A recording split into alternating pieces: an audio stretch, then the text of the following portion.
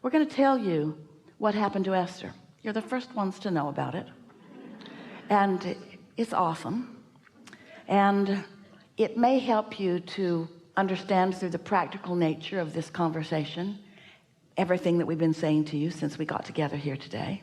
How you doing? All right. So Jerry and Esther put together, you know, Jerry, he croaked. He's so happy and here all the time. So Jerry and Esther found a piece of property, and it was just a few acres, and focused on it, and then in their positive attention to it, another 6 acres adjoining it was offered to them, and then another 7, and then another 20, so that they ended up with approximately 40 acres. Jerry laughed about that because he grew up on 40-acre farms, and so he thought it was quite interesting that this lovely land became that. And then they began loving it and building on it. And if you've been listening to us for a while, you've heard us describing the unfolding of the treehouse and the unfolding of this and that and this and that and this and that. There are hundreds of powerful, life-giving examples of how the universe works that they lived, and many of them we talked about. So now here's 40 acres, and Esther just did her income taxes, and she's aware of the enormous upkeep on this acreage.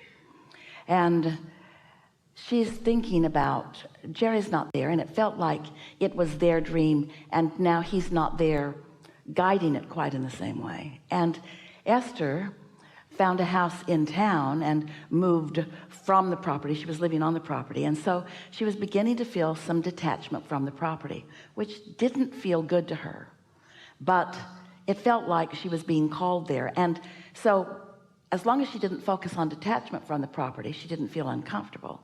As long as she focused on where she was going, she felt wonderful.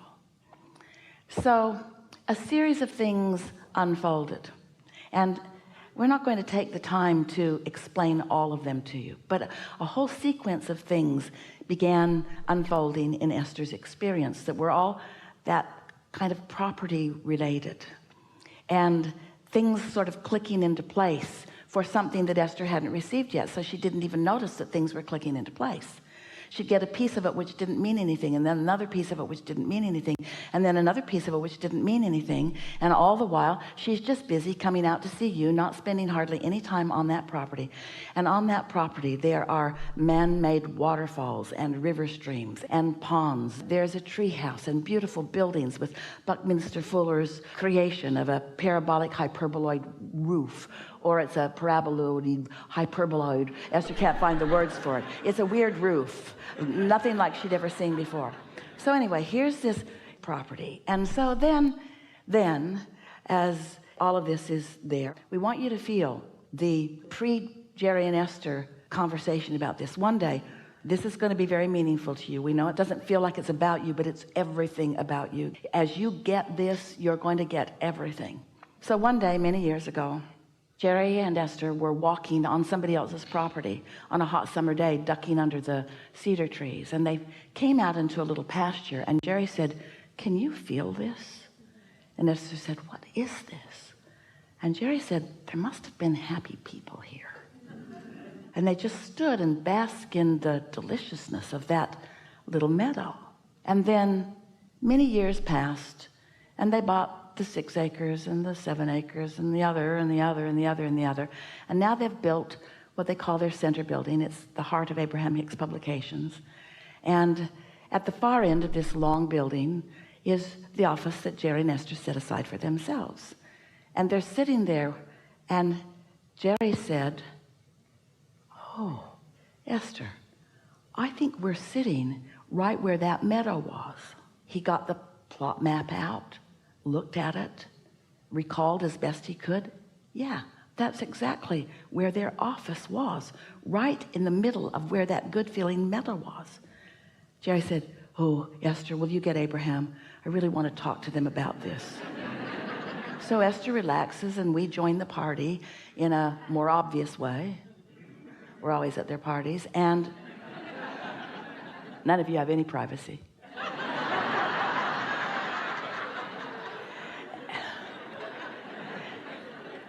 And Jerry said, Abraham, remember all those years ago when Esther and I were walking and we found this meadow, and now we're sitting right in the middle of that?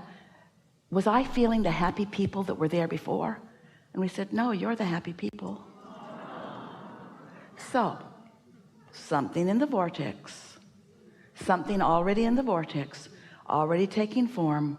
They didn't know they had access to it, but they received an impulse and another impulse and another impulse and another impulse and another impulse. So this property is full of all of those kinds of life experiences that gave them and therefore us the opportunity to converse with all of you about the way all of this works. So now Esther and her lovely team were in Asheville, North Carolina a few weeks ago, and they used to go to the Biltmore Inn, and then they outgrew the meeting room, and then they've tried some other places that are nice but not the same. And so Esther got an impulse one morning to go back over there and just see what's cooking over there. Now Esther doesn't usually do that, so she asked Angelica to set an appointment with the people at Biltmore, that she wanted to stop and see what's going on over there. She just wanted to take it in, see it with her own eyes, get a feeling for what they have now. So the woman met Esther at the appointed time on Friday morning, and she had a man with him who has been to Abraham's seminars, who now works there, who is out of his mind excited, who cannot believe that Esther's the one that is doing the pre-work. And Esther said, I don't usually do this, I just couldn't not do it. And so they toured the grounds, found a lovely place for future seminars, wonderful conversation, better than ever anywhere.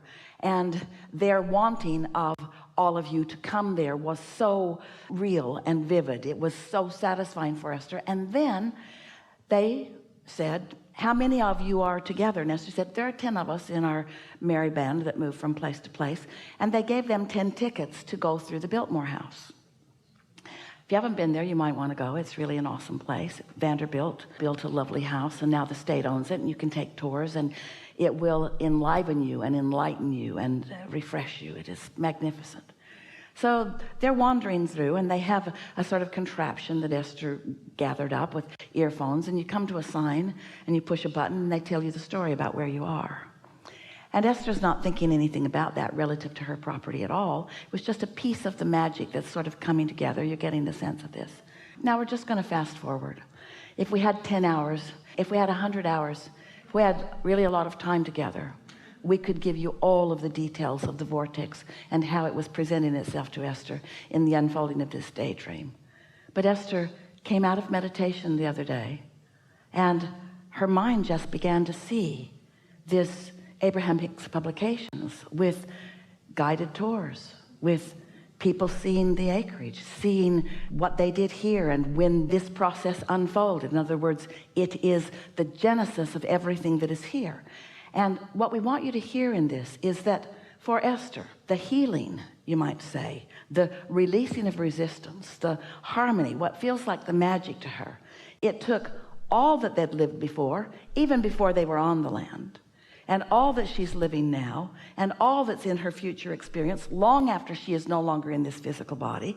In other words, talk about a blending of the past and the present of the future into a vivid reality that took her breath away. She could not stop thinking about it. Days and days and days and days and days, streams of what people are going to want to know about the unfolding of all of this, vivid for Esther. Now, is it about some place that we want you to go? No. It's about a dream that we wanted Esther to dream.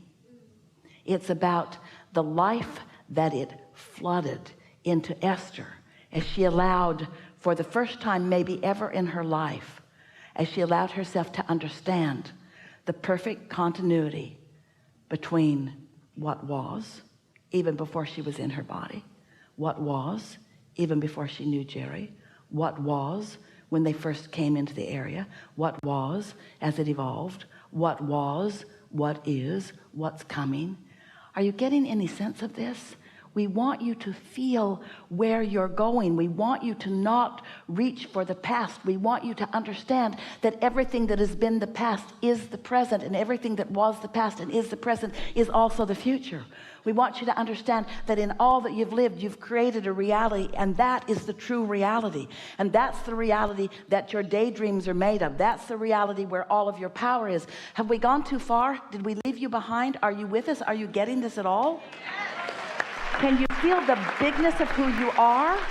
You think that you have to dream the dream. We want you to know you already did. You already put all of the components and all of the ingredients of the most magnificent dreams into your vortex. And when you get into the vibrational vicinity of it, by reaching into the future, by getting out ahead of it, by not beating the drum of what is, by not trying to fix what is and improve what is and remember what is or preserve what is, it's not about that. When you allow yourself to find the vibrational frequency of your vortex, it will show you where it wants to go, or better said, where it has already gone. And as you go there, you'll feel the wholeness of who you are going along.